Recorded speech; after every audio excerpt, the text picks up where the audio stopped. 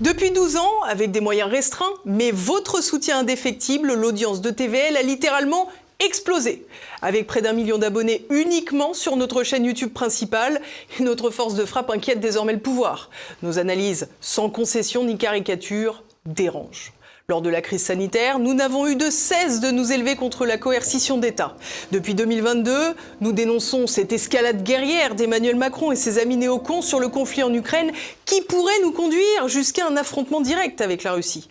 TVL propose une voie unique, une voie indépendante et sans allégeance. Ce refus des caricatures, des facilités ou des outrances nous place de fait dans la ligne de mire du pouvoir.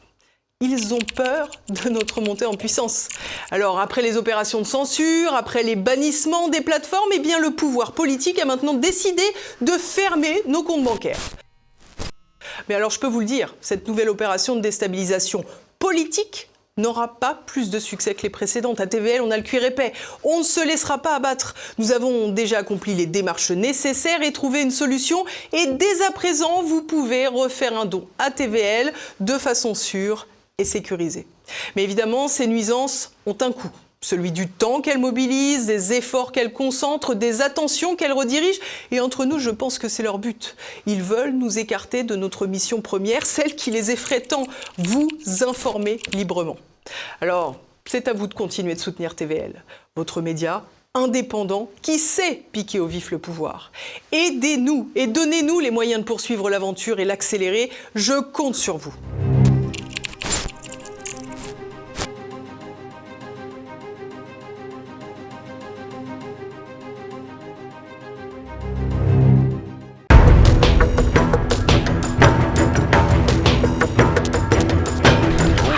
Bienvenue dans notre Zoom aujourd'hui en compagnie d'Oscar Freisinger. Bonjour monsieur.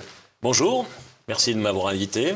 Oscar Freisinger, vous avez été enseignant en lycée. Après des études de lettres, vous avez ensuite été élu au Parlement suisse en 2003, puis conseiller d'État de votre canton en 2013. Et depuis la fin de votre carrière politique, vous vous consacrez à vos activités d'écrivain, chroniqueur et traducteur. Et vous publiez ce roman dont on va parler dans un instant, Verseau aux éditions Séléna. D'abord, est-ce que vous pouvez nous dire, Oscar Freisinger, pourquoi vous avez quitté la politique ?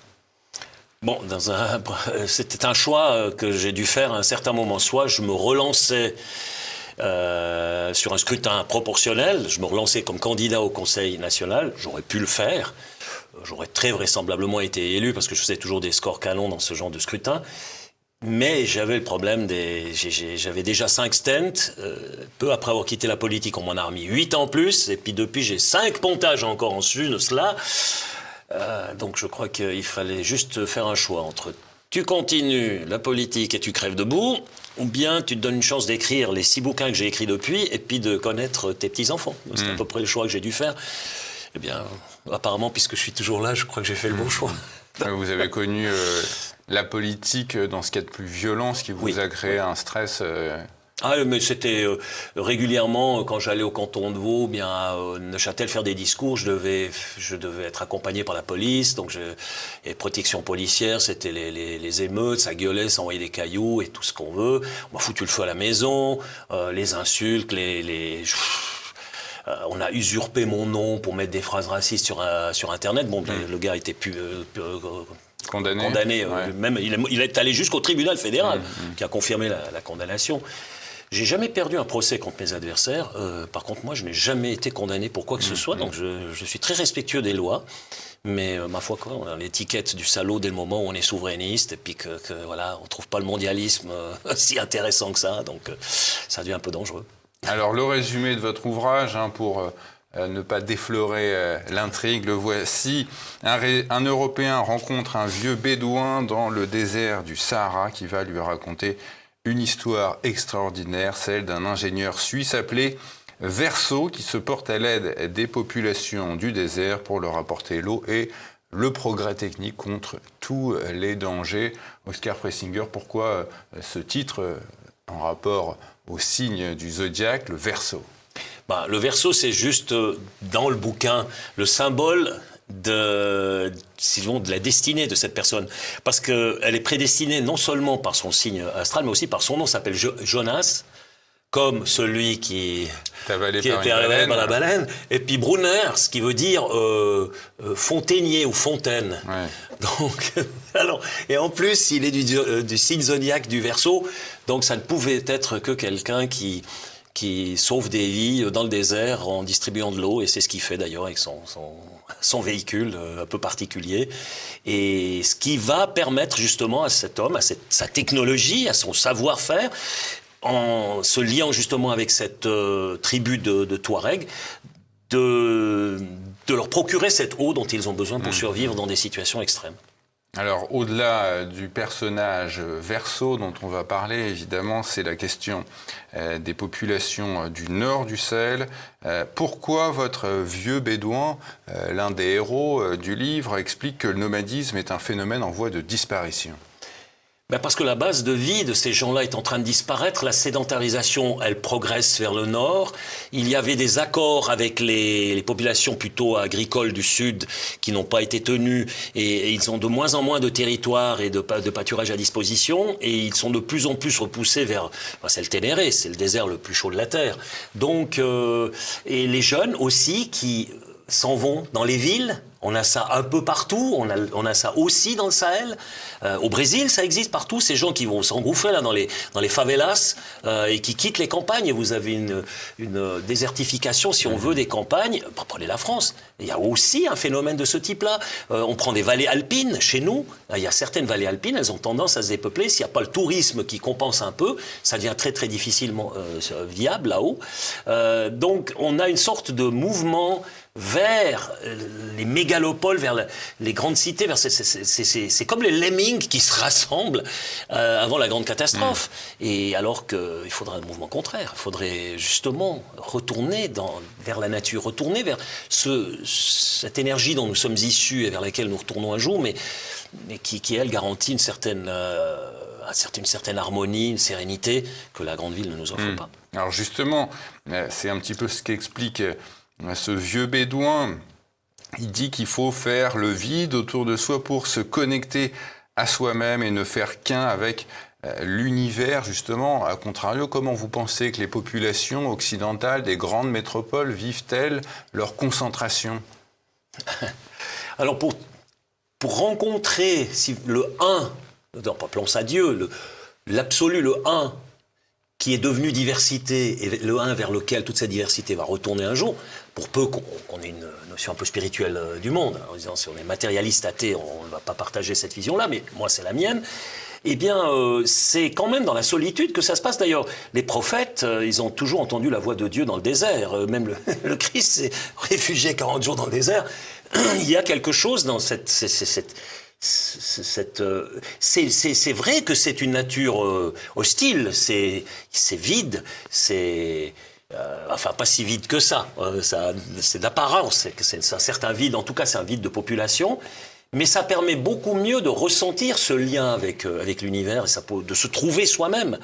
Alors que dans une grande ville, avec toutes ces impulsions, ces multiples impulsions, si on prend que l'électronique, les téléphones et tout ça, et puis les impulsions du monde extérieur, on développe une sorte de névrose, comme, si on veut, les lapins quand il y en a trop dans un clapier. C'est un phénomène connu dans le monde animal, mais c'est pas différent pour l'homme. Alors que dès le moment où on est dans cet espace, le temps, la notion de temps et d'espace change. On n'est plus dans la même logique. Regardez bien maintenant, actuellement, la différence. Si on pouvait être un peu objectif, comment les Russes conçoivent le temps et l'espace par rapport à la grandeur, l'immensité de leur pays. Et c'était là-dessus que Koutouzov, le maréchal de l'armée russe contre Napoléon en 1812, avait bâti sa stratégie. Nous avons le temps et l'espace, n'est-ce pas ? Et la patience qui va avec. Et alors que de l'autre côté, vous avez l'homme pressé, c'est Trump, ou enfin je ne sais pas comment, là, les deep state, etc. Eux, ils sont pressés. Eux, ça, tout de suite, il faut que ça bouge. C'est les grandes révolutions. C'est systématiquement dans l'explosion constante. Il faut que ça. Ouais, c'est ça. Et vous avez cette formule, la nature sauvage était plus civilisée que la sauvagerie civilisée des villes. Exactement. Oui, moi je pense que oui. C'est étonnant à constater cela, mais il y a plus d'humanité dans des zones reculées, dans des zones où on vit encore proche du pouls de la nature, proche de ces énergies, et où on est forcés à l'humilité par les puissances de la nature. On vient de le vivre dans mon canton. Vous avez le village de Blatten qui vient d'être rayé de la carte par un énorme éboulement de glaciers, de glace et de rochers. Et ça rend humble. On se rend compte, cette nature, elle est tout le temps autour de moi. Moi, je vis entouré par 4000 mètres. Donc en Valais, c'est l'endroit le plus élevé des Alpes, si on veut. Et on n'a pas l'impression d'être un géant quand on se lève le matin puis qu'il y a des 4000 mètres autour. Donc on a plutôt l'impression d'être un nain. Ça nous ramène à notre réelle dimension. Ça nous remet à notre place. Ouais. Mais d'un autre côté, d'aller escalader cette montagne et là, d'y rencontrer cet esprit qui nous anime, qui nous accompagne durant notre vie sur Terre, ça, c'est aussi quelque chose, cette verticalité, elle est absolument fascinante. Je veux dire, c'est même fascinant jusqu'au point où c'est un voyage, non seulement dans l'espace, mais dans le temps. Quand au mois d'avril, vous partez de la plaine, vous êtes déjà en été quasiment. Parce qu'il fait très chaud, c'est vraiment sur les pentes sud, vous êtes déjà quasiment en été. Vous montez gentiment, vous revenez jusqu'en plein hiver, et à 3-4 000 mètres, il y a encore des gens qui meurent de froid, parce que, bah oui, là c'est l'hiver, c'est la Sibérie. Et en même temps, la végétation va évoluer, c'est-à-dire vous allez retourner aux formes de végétation les plus primitives qui ont existé sur cette terre, c'est les lichens. Au sommet, là, à 4000, 3500, 4000 mètres, il n'y a plus que des lichens qui poussent. Et ça, c'est les premières plantes, les premières végétations qui ont existé. Donc, c'est un voyage quasiment dans le temps et l'espace en même temps. C'est assez saisissant et ça rend humble, oui, c'est vrai. Votre vieux bédouin pense qu'au fond, les Européens ne sont que des esclaves qui, tout en ayant le mot liberté à la bouche, ont une prison dans le cœur. Est-ce que c'est un petit peu ce à quoi on assiste en France ces 15-20 dernières années? Si vous êtes réellement libre, vous n'avez pas besoin d'en parler. C'est comme quand vos organes fonctionnent bien, vous ne les sentez pas. Donc, plus on parle de liberté, vous savez quel a été le politicien avant la Deuxième Guerre mondiale qui parlait le plus de paix? C'était Adolf Hitler.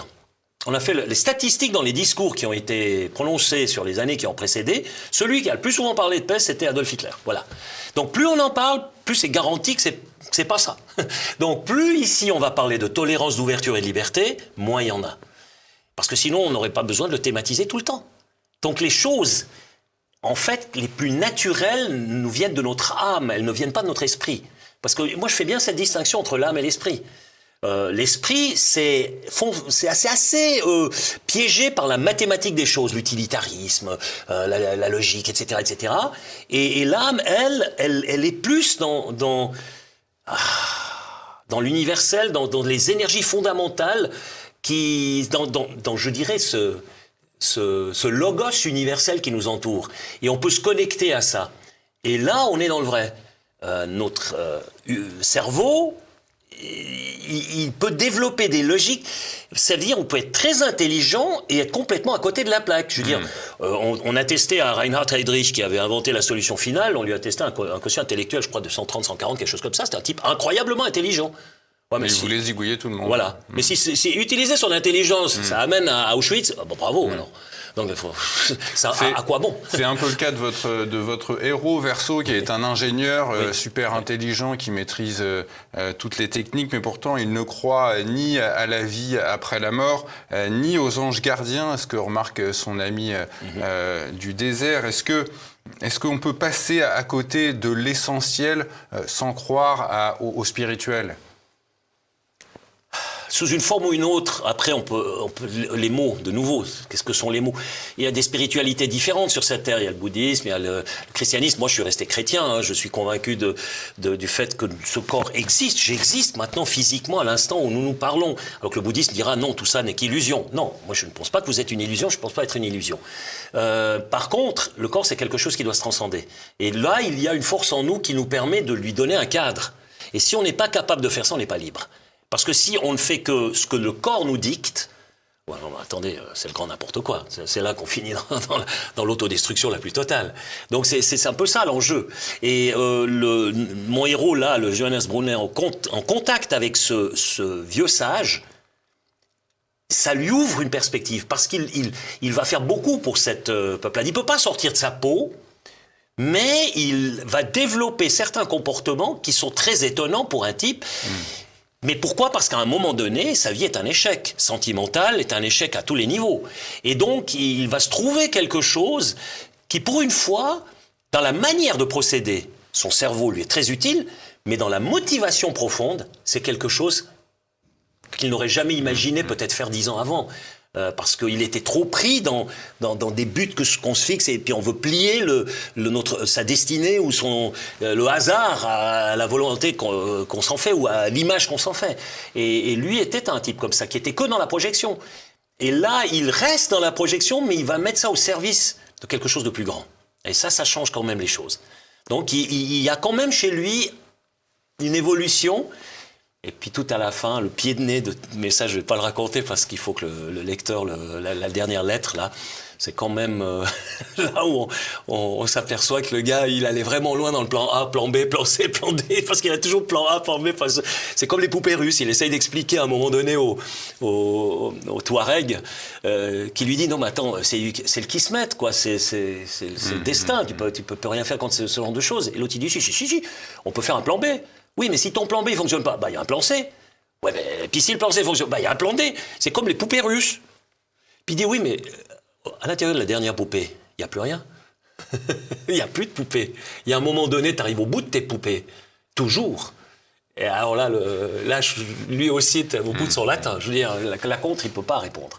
Parce qu'il n'y a pas de réponse. Il est aussi question d'immigration, d'émigration dans votre ouvrage, quand votre vieux bédouin est dans une forme d'incompréhension totale face à ce mouvement de ces jeunes Africains qui partent vers l'Europe. Lui, il estime justement ils seraient mieux lotis dans leur pays d'origine, dans la terre de leurs ancêtres. Comment vous expliquez ce mouvement migratoire sans précédent? Alors il n'arrive pas à le comprendre parce que lui, c'était la nécessité, parce qu'il y a eu 2 grandes périodes de sécheresse dans le Sahel. Et c'est ce qui les avait fait fuir à un certain moment vers Agadez, vers la grande ville. Et ils n'y étaient pas bien. Ils n'ont pas réussi à s'adapter à cette ville. Il dit ces espaces fermés où on met Dieu en boîte. Donc ça ne lui convenait pas. Ils sont retournés dans le désert. Ils y sont revenus, ils se sont renomadisés. Et quand ils voient alors ces jeunes noirs là qui passent, qui vont en flux entier vers le nord, vers la Libye, vers la Méditerranée, ils se disent mais en fait ils ont dans leur tête l'image d'un rêve qui n'existe pas sur Terre. Nous aussi, on croyait que la grande ville allait nous apporter toutes les solutions. Ben non, c'est pas le cas. Par contre, c'est la petite musique du jour de flûte, quoi. Voilà. Ouais. Par contre, nous sommes perdus nous-mêmes. Nous avons perdu notre âme. Et pour la retrouver, nous avons dû revenir à nos racines, à notre essence même. Et il dit à ces Africains, ils disent, mais eux vivent moins de misère que nous, parce qu'ils sont dans des pays, d'après ce qu'ils me racontent, il y a la mer poissonneuse, il y a plein de fruits qui poussent partout, alors que nous, franchement, dans le Ténéré, pour faire pousser quelque chose, on est déjà loin. Mais ils sont plus chez eux. Mais ils sont plus chez eux. Et ça, c'est une perte quand même de racines, ça devient des nomades. Mais le Touareg est un nomade dans un lieu fixe, si vous voulez. Il est un nomade dans un environnement qui est le désert. C'est une fluctuance dans une fluctuance, mais avec des caractéristiques particulières qui lui sont propres. Alors que le nomade dans la grande ville, celui qui a vécu dans un village africain, avec toutes les règles de solidarité, parce qu'il y a beaucoup d'éléments positifs, hein, il n'y a pas partout la guerre en Afrique. Eh bien, il va se retrouver dans l'anonymat d'une grande ville, dans à la rigueur, le climat froid, dans un univers qui n'était pas le sien, c'est pas ça bouge autrement. C'est pas la patrie de son enfance, hein, c'est pas Heimat comme on dit en allemand, le lieu émotionnel qui m'a vu naître. Moi, je suis toujours ramené à mes montagnes. Donc, quand je dois quitter mes montagnes, je débarque à Paris, la première demi-journée, je suis juste obligé parce que je suis sur mes gardes, hein, c'est comme si j'étais en territoire hostile, c'est comme le chasseur dans la montagne. Hein, je comprends ça. Et après, on s'habitue, puis tout à coup, on se relâche et on dit, ah ouais, bon, ça va, on arrive à supporter. Mais mais j'étais étonné de moi-même hier, j'étais là, je regardais autour de moi, une sorte un sentiment d'insécurité, de pas certain de ce qui va m'arriver. tout est un peu... Bon, pourtant, je maîtrise bien mon Navigo et tout le chenille, hein, donc il n'y a pas de problème, mais quand même, c'est plus à l'intérieur, comme ça, un sentiment. Puis après, une fois que j'ai retrouvé les repères, alors là, ça va mieux. Mais, après une semaine, j'arrive toujours au point où je me dis, putain, heureusement que je vis pas ici, je retourne dans les montagnes. Il est aussi question de Daesh dans votre ouvrage, dans votre roman, Oscar Freisinger. Ces terroristes attaquent des populations qui sont dans le désert elles-mêmes musulmanes. Comment ces musulmans du désert voient-ils ce qu'on appelle les fous d'Allah ? Alors, j'ai eu l'occasion de parler avec une ou deux personnes quand même, avant l'écriture aussi de ce bouquin, comment les Berbères, parce que c'est des populations berbères, qui sont en fait les habitants originaux de l'Algérie, sur le sud de l'Algérie et tout ça, le Tchad, le nord du Tchad et la Libye, comment ils les voient comme des envahisseurs, encore maintenant. Je parle à des Berbères, j'ai eu l'occasion hier de parler avec un Berbère, j'ai rencontré par hasard dans un restaurant ici. Puis, les Arabes ont envahi les Berbères. Ouais. Ils considèrent que les Arabes sont des envahisseurs. Et ils ont été islamisés, bien sûr aussi, mais comme on le voit dans le livre, il y a un mélange très fort entre l'animisme original des Berbères et l'islamisation. Je vous donne un exemple flagrant qui les distingue fortement, c'est que chez les Berbères, chez les Touaregs, c'est la femme qui choisit l'homme. Et la femme possède les biens, la tente, tous les ustensiles, tout ça, tout ce qu'il faut pour survivre. C'est la femme. Le triangle symbolise la femme, et c'est le havre vers lequel l'homme retourne. Et l'homme, la seule chose qui lui appartient, c'est le chameau. Et avec le chameau, il forme ce duopole, ce méhari, qui lui permet de survivre dans le désert. Mais c'est assez particulier. Donc, le méhari, c'est le chameau. Oui. Ouais, mais je crois que le méhari, c'est le chameau et le cavalier. Si j'ai bien compris, c'est le terme qui désigne les deux. Mais enfin, bref, Et l'un est dépendant... Enfin, l'homme est dépendant du chameau, le chameau, il est un peu moins dépendant de l'homme. Parce que lui, il boit, je crois... Combien de litres ? Une centaine de litres en quelques minutes, et puis il peut vivre 3 semaines avec ça dans le désert. Donc, c'est pour ça que dans le bouquin, il est dit l'homme connaît les 99 noms d'Allah, le chameau les connaît tous, même le 100e, parce que le chameau est un aboutissement, l'homme est au début de son évolution. Le chameau est parfait, l'homme pas. Il doit se compléter. Parce que vrai, pour la vie dans le désert, le chameau il est parfait. L'être humain, non. Il doit compenser. Donc il s'adapte à tout, l'humain. Votre vieux bédouin dit que le djihad du cœur est détruit par ce qu'on appelle le djihad de la matérialité. Comment ça fonctionne, ce djihad du cœur ? Peut-être que c'est bon de rappeler à certains musulmans qui sont partis dans certaines dérives. Oui, il faut rappeler ça. C'est que le djihad, à la base, c'est simplement une sorte de quête, de recherche d'Allah, puisque c'est le nom de leur divinité, mais c'est une recherche. Et cette recherche peut se faire de différentes manières. Soit on l'impose au fil de l'épée dans le monde matériel et on établit le paradis d'Allah de manière matérielle. Et pour faire cela, c'est généralement les littéralistes, les dogmatiques, et c'est eux généralement qui prennent le pouvoir. Ou bien alors, c'est un djihad qui est celui des soufis, du soufisme, qui est un djihad de l'esprit. Et ce que dit à un certain moment le Touareg, il dit ces gens-là, ils n'ont même pas lu le Coran, ils n'arrivent même pas à le comprendre, mais ils se basent sur une prétendue lettre figée qu'ils veulent rendre absolue, qu'ils veulent imposer au monde comme une grille, comme une prison. Et alors qu'en fait, la lettre doit toujours être au service de l'esprit. C'est l'esprit. C'est ce que dit le Christ aussi. L'esprit prime la lettre. C'est ce que Benoît XVI avait dit dans son fameux discours de Ratisbonne. Au fond, il avait dit ça. L'esprit prime la lettre. Et les soufis, regardez bien les textes. Moi, on trouve de tout, mais quand même, El Arabi, Bestami, etc. Vous trouvez cette idée. C'est la lettre, ok, mais je ne peux pas l'appliquer telle qu'elle. C'est comme nous chrétiens, on va pas vouloir appliquer l'Ancien Testament à la lettre, à la réalité vécue. D'accord. Et le Nouveau Testament, c'est autre chose. On peut effectivement l'appliquer parce que c'est quelque chose de très pratique. C'est comme si le bon Dieu avait envoyé un pédagogue pour nous expliquer comment s'y prendre pour que ça ne devienne pas dévastateur. Et malgré ça, ils ont réussi à trahir les saintes écritures et puis à faire quand même quelques conneries, les chrétiens, par la suite. Vous voyez que même quand on a le bon exemple qui est donné, on arrive encore à se planter. Mais c'est pas facile, hein, mais ça nous donne une chance parce que les soufis, les moines bouddhistes, les mystiques chrétiens ne feraient jamais de guerre entre eux. Jamais. Vous les mettez autour d'une table. Ils vont s'entendre comme larrons en foire. Ils vont se comprendre. Pourtant, ils parlent du spirituel, d'une vision totalement différente, mais c'est que du monde des images. Dans le fond, tous sont animés par ce même esprit créateur dont nous sommes tous issus. Donc, ils peuvent se parler sans se casser la figure et puis se bombarder. Alors, ce que je vois maintenant se passer à Gaza, etc., non, mais c'est pas possible. Donc, je veux dire, il ferait mieux de lire ce bouquin, quoi.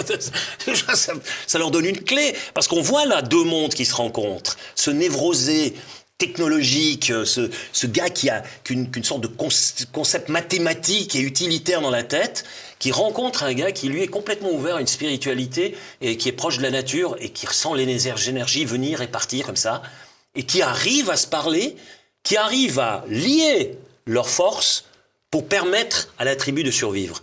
Donc c'est ça le message, si on veut, de ce livre que j'aimerais donner aussi dans le monde actuel. Mais regardez si ces deux-là ont pu s'entendre. Israéliens et Palestiniens, vous êtes cousins, vous êtes sémites les deux, arrêtez. Vous pouvez vous entendre, il faut juste le vouloir. Mais je pense que, de nouveau, je vais prêcher dans le désert, mais il faut bien que quelqu'un tente le coup, même si... Nul n'est prophète en son pays. C'est pas garanti comme réussite. L'un des personnages, on va terminer ici avec vous, Oscar Freisinger, dans votre roman, pense que les humains ne vivent les événements qu'à travers l'histoire qu'ils s'inventent dans leur tête. Oui, j'ai bien peur que c'est de plus en plus cela. D'ailleurs, il n'y a qu'à le voir actuellement.